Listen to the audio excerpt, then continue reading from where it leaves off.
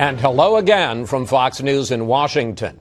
As we observe this Memorial Day weekend, we promise some 4th of July fireworks as we discuss some of the nation's most pressing problems with two of the newer voices on Capitol Hill. Republican Allen West of Florida, a Tea Party favorite, and Democrat Donna Edwards of Maryland, a member of the Progressive Caucus.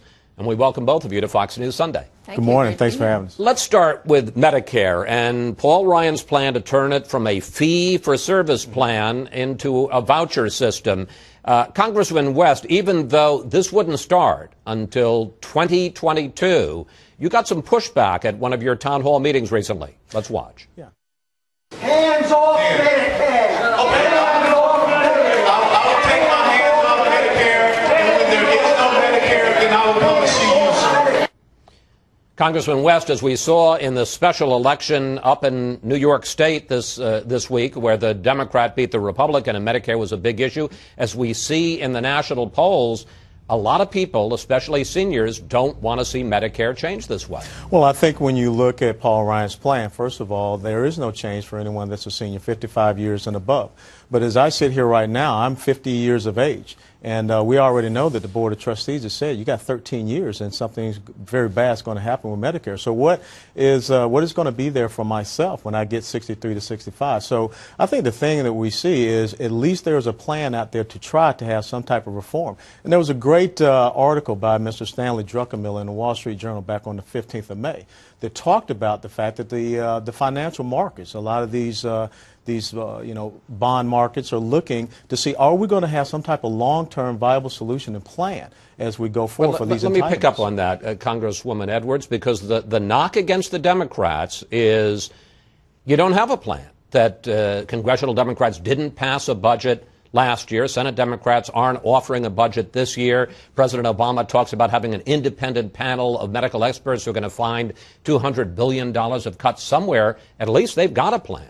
Well, I think it's not true that we don't have a plan. And in fact, when we passed the Affordable Care Act last year, we put in some real markers for Medicare that, in fact, reduced Medicare costs. We invested in preventive care for seniors because we know that the real drivers of Medicare are those long-term costs for chronic care that happens at the end of life. And, the Republicans are very interesting because in their budget, what they would do is repeal preventive care, prescription drug coverage. We also closed the donut hole there, which is costing seniors a boatload of money and is not very efficient for the system. So to say that Democrats don't have a plan, I think is incorrect. I mean, in fact, the plan is to preserve and protect Medicare for future generations, and the Republicans want to dismantle it. Yeah, but I think that as you sit here and look at the two of us, one of us has voted to cut Medicare. When you looked at the fact that you voted for the Patient Protection Affordable Care Act, which had $500 billion of cuts in Medicare. And we also have this Independent Payment Advisory Board, these 15 bureaucrats that are supposed to control the cost of Medicare. I mean, that's something that really does scare seniors. What we're talking about is something that does not affect any senior, anyone 55 years or above. We're talking about something that does present some type of viable plan to sustain Medicare for the future, because as we know, it was put out 3 weeks ago, it won't be there. Well, the congressman thinks that that seniors are only interested in what's good for them, and what we know about our seniors, whether they're in South Florida or in Maryland, is that they actually care about what happens with that next generation. They care about whether we're going to cover preventive care and prescription drug but costs, so that they're that they are not sent into the private market to negotiate with insurance companies. We know that that would be a failure, and that's exactly what the Republican plan calls for. I can't negotiate on the private market. Let me move on to another thing, because the biggest difference, it seems to me, looking at your two positions on how to deal with the deficit is over taxes. Congresswoman Edwards, you have a big plan to increase revenues, and let's put it up on the screen. You would raise tax rates for the wealthy. You would raise the estate tax, you would tax capital gains and dividends as ordinary income, and you would end tax subsidies for oil and gas companies. So, raise taxes in the middle of a weak recovery? Well, let's be clear. Raise taxes on the wealthiest 2% who have run away with the store for the last 10 years and haven't put money back into the economy. And that's a fact. because if that trickle-down theory had worked, our economy would be in good shape right now. And so I do subscribe to a plan that says, you know what, middle income earners, you know, you've already shared a fair burden of your taxes, but the wealthiest 2% have not, and there's no excuse whatsoever for continuing taxes for people who make over $500,000 a year. Yeah, I got a very interesting article here. It was written on the 26th of May by Stephen Moore for the Wall Street Journal. It talks about, we're talking about a 62% top tax rate and the absolutely abysmal effects that will have on this economy. And one of the great things he says here is, in the end, the Tax Foundation recently noted that in 2009, the U.S. collected a higher share of income and payroll taxes, 45%, from the richest 10% of tax filers than any other nation, including some such socialist welfare states. So I think that we're already getting a lot of the juice from those top brackets. But go back and look in history, Donna. When we looked at Coolidge and Harding, they took those marginal tax rates down to 29%, and the percentage of revenues per GDP grew. But then after them came Hoover and Roosevelt. They took it from 24% up to 83%, and the percentage of revenues decreased. Even John F. Kennedy, when he came in and saw a 91% marginal tax rate, said that was too high. He took it down to 71%. I'd like to just go back to the Reagan tax rates. I mean, if we went back there, we would actually do a lot to cure the system. And I think that what's happened here is we've got tax rates at the highest income levels, where whether it's George Soros or it's Bill Gates or whichever billionaire, millionaire doesn't pay the amount of taxes that their secretaries pay. I mean, and I think the American public understands that this is not fair. And more than that, in some exceptions, but the vast. Chris, and more than that. There are some statistics that show that the vast majority, the people in the higher income brackets pay the vast majority of taxes. Well, but it needs to be proportionate to their income. Incomes for lower income, for middle income Americans have remained stagnant for about the last decade. 47% of wage earning households don't even pay federal income taxes. So what are you talking about? Let me finish. How can you make it proportionate if they don't even pay, Donna? And the fact is that if we were to extend these tax rates for the wealthiest 2% over this next decade, it would cost the American public a fortune, because in your budget you don't even pay for them. They haven't been paid for the last decade, and it's been an unfair burden on the American public. Well, I would love it if those wealthy people who are holding onto those tax breaks actually put their money back into the economy. The fact is that they haven't, and we've been sitting on the economic uncertainty that we have. Okay, we've been sitting on a lot of capital as a result of that. Which brings me to the economy and the question of how you jumpstart the economy. Congressman West, House Republicans offered a plan this week to do exactly that, to get the economy going, to boost jobs. Let's take a look at the plan. Cut the top tax rate even further for individuals and business to 25%, less regulation, more patent protection, and pass free trade deals with other countries. Whether that's good policy or not, the fact is we did see lower taxes and less regulation under President George W. Bush. We ended up in a recession. Well, the important thing is this. With President George W. Bush, he grew government, and he increased the government spending. And so you cannot have a cut in taxes and then also have a gross enlargement of government. And that's one of the things that we don't want to see happen. I got to tell you, here I have been here in Congress for about 5 months, and I had legislation that has passed that will save the American taxpayers $800 million because I found 3 wasteful Department of Defense programs. And so the thing is, why aren't each and every one of us up here in our respective committees or whatever looking for those wasteful programs so that we can cut those expenses? Congresswoman Edwards, what do you think of the GOP plan as I just outlined it? And I'd also like you to answer this, and go ahead and talk directly to Congressman West as you do. The Obama administration pumped $1 trillion in stimulus into the economy. The Federal Reserve has pumped trillions more. We've got 9% unemployment. We've got 1.8% GDP growth.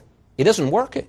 Well, I mean, I don't know that I agree with that, because, first of all, let me finish here. I mean, first of all, the $1 trillion for our stimulus package, actually $786 billion, was absolutely necessary to make sure that this economy didn't go into a free fall. We also know that we had to make sure that we began to stimulate the kind of growth that we need in this country and to invest in the future. You know what? I agree with with the congressman here. I think there are actually some things that we could do, both in terms of cutting back wasteful spending, but everything has to be on the table, from the Defense Department to every single department. But your party hasn't. And well, so, I am in the party, so obviously your party hasn't. And so I want to go back. I want to make sure that we're really looking at the budget, but we also have to look at revenues, and that is a fact. We have to look at revenues in this country, which have actually gone down. Congressman West, because wait. The fact is that if you're going to get a bipartisan compromise, you know there's going to have to be some revenue increase in addition to spending cuts. The Debt Commission, the Bowles-Simpson Commission, came up with a formula 3-to-1. $3 in spending cuts for every $1 and revenue increases. And they didn't even talk about raising rates. They talked about doing away with tax breaks. Why isn't that acceptable? Well, Chris, I have to tell you, I've been one that said get rid of loopholes, get rid of subsidies. I talked about a corporate business tax rate that comes down to 20 to 22%, eliminate subsidies and loopholes. I talked about going to a flat tax, which just has only one deduction pretty much for children. But I think the most important thing that we have to understand, and I think Donna will agree with me, until we show that we're willing to be fiscally responsible up here, why should we continue to tax Americans? Why should we continue to take away their most precious resource if we're not going to do the right things up here? Congresswoman Edwards, answer the congressman. You know, Alan, the fiscal responsibility actually did happen when the last Democrat was in office before President Obama, and that was President Clinton. And we balanced budget, we had surpluses, and those were wiped away. Those were wiped away by 2 wars that were unpaid for, by a prescription drug plan that was unpaid for. You know, the enemy does have a vote, and by Donna. taxes haven't been in the military. The enemy has a vote. We have to wealthy. fight, and we have to defend our country. I thank you for your service. I mean, I grew up in the military. I feel very strongly about the military. But the fact is that you cannot have 2 wars that are on the books that are unpaid for, tax breaks that are unpaid for the wealthiest Americans, and at the same time say that we're going to balance our budget off the backs of seniors. We got a couple of minutes left, and I just want to get you both on one last subject, which is the debt ceiling, because the clock is ticking. We're headed towards, we now hear August 2nd as a date when we're going to run out of money and default on our debt. What do you do about it, Congresswoman? Well, go ahead. Well, first of all, I think we have to pay our bills. And we can argue about how we got to those bills, but the United States has an obligation both for ourselves and also for the rest of the world to make sure that we meet our obligations. We can have a conversation about what cuts need to be, but I think that the Republicans are being disingenuous when all you can do is talk about spending cuts on only a portion of the budget and then not also talk about revenue increases at the same time that we have a conversation. I'll give you 2 quotes from Mr. Druckenmiller in his Wall Street Journal piece. The grave danger he sees is that politicians might give the government authority to borrow beyond the current limit of $14.3 trillion without any controls or conditions to control spending. He's willing to accept a temporary delay in the interest payments he's owed on U.S. Treasury bonds if the result is a Washington deal to restrain runaway entitlement costs. But you know what? If you get rid of on